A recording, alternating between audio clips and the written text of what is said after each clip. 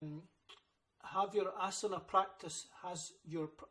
practice changed in your late summer, or are you still true to the system?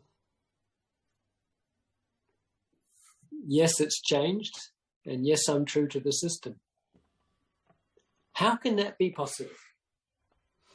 How can it be possible that yes, my practice has changed, but yes, I'm being true to the system? So yes, it's changed. I practice less series. You have to remember the practice was for 12-year-olds, the age between 12 and 22. It was the brahmachari phase. In the Indian system, they have four stages. The brahmachari, which is the student phase, then the householder, which is the grasta, which is the household or parent stage, and then there's the vanaprastha, which is the statesperson stage, or grandparent, or the counselor, and then there's the sannyasin. And so the sannyasin, opposite to the brahmacharya, very similar. The brahmacharya is in the full phase of study. It's the right as a student to be studying and to take in all that you can. You're grazing in the field of God. You're taking everything in. And then the renunciant stage, the sannyasin, you're also in the same place. You've let everything go. So in between, you have the householder and the counselor. So the householder is the one that's working to support the children, the students, and to support the grandparents or the counselors. So the household phases was the most difficult phase for me, being a dad. And so being a dad, on my first child, India, my practice went down to just lying on my mat. Getting up and being on my mat. Sleepless nights are probably the worst for a practice. And so through the household phase, it was very challenging, but the mat was there. Now, is that being true to the system? What does being true to the system mean? So I have completely reduced the practice down to just lying on the mat. Being true to the system is posture, free breathing, looking place. Is tristana, trifocus. Is vinyasa. Being true to the system is vinyasa. What does vinyasa really mean? Vinyasa is a beginning, a birth, a life, and a death. So there's your wake up in the morning, your day, and you're going back. That's a vinyasa. Arriving at the yoga studio, doing your practice, leaving the yoga studio is a vinyasa. So what does being true to the system actually mean? When I'm doing my yoga practice, my asana practice, I'm always counting. To be true Ashtanga Vinyasa yoga practitioner, for me, it's a counting practice. It's a meditation. It's a dynamic meditation where my mind moves my body. So my mind moves my breath. So my mind moves mine is the attention.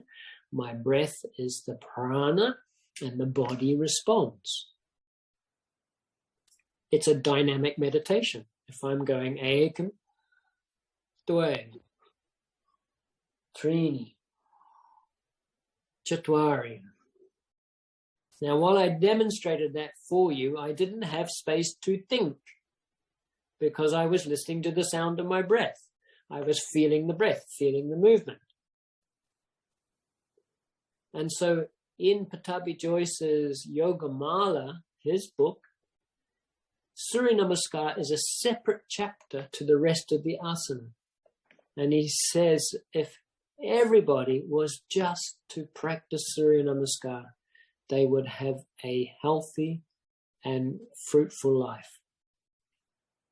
And so through the years, I've had my ups and downs, depending on whether it's been family responsibility, whether it's been injury. For example, I had 2 inguinal hernias, and I had them both operated on the same time because they were like eggs. I had 2 swollen eggs here.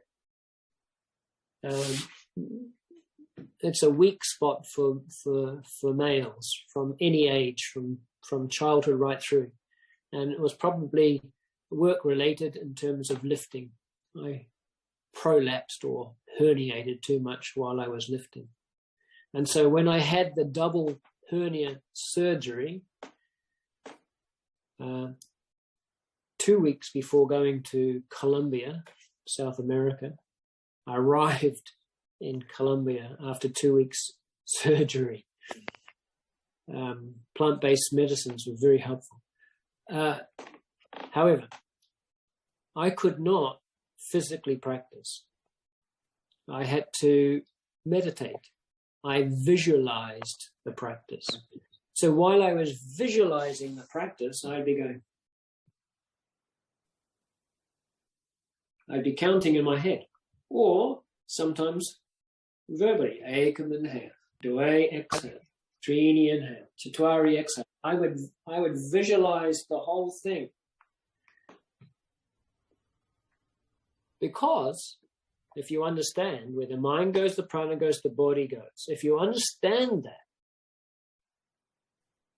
if you make it real in your head, if it's real in your head, the physical body doesn't know any difference. It's a scientific fact. And so visualization is one of the key things. What is true to Ashtanga Vinyasa Yoga is the method. Pattabhi Joyce would always say, the method. The method is counted method. I call it mantra. I'm going through my head mantra as I am visualizing the practice.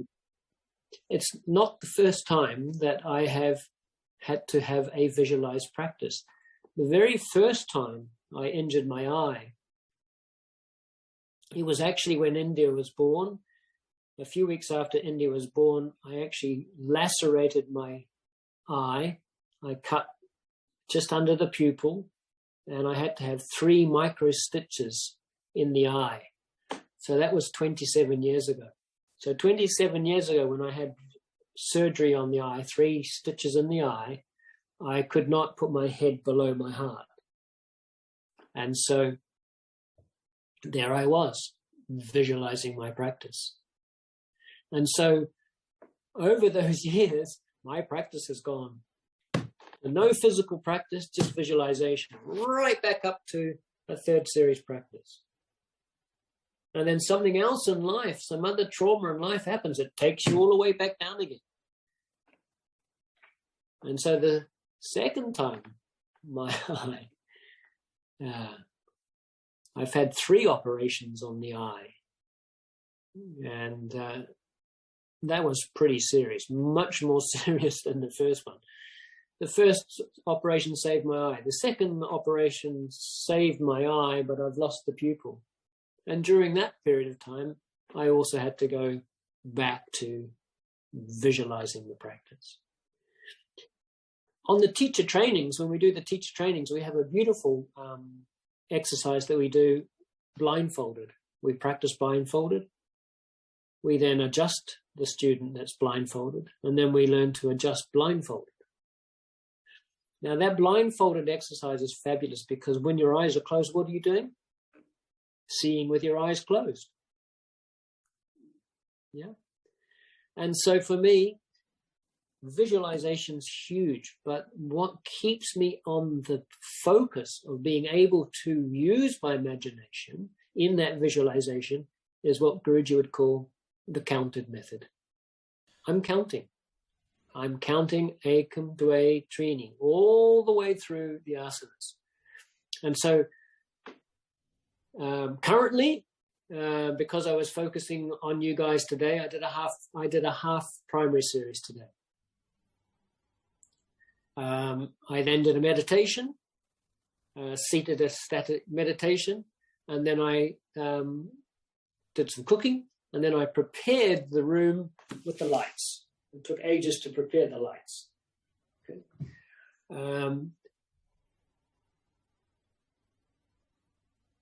To be true to an Ashtanga Vinyasa practice doesn't mean to say you have to do a complete primary series. To be true to Ashtanga Vinyasa yoga doesn't mean to say you have to do primary series, then second series. That is being caught in space-time. That's being caught in the three-dimensional realm. That's being caught in just Prakriti, energy and matter, without any Purusha. Meaning we're stuck in the three-dimensional realm. We're stuck in the material world. We're stuck being controlled by the environment.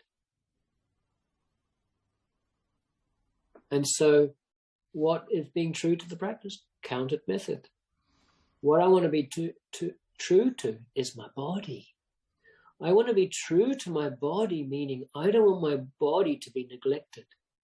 At the same time, I don't want to overwork my body. So this is another key thing to question and to ask is my practice being depletive, or is my practice being restoring, recharging, revitalizing? Is my practice helping me through my day? Is my practice causing people to say, what is it that you do? Why are you so happy? Yeah?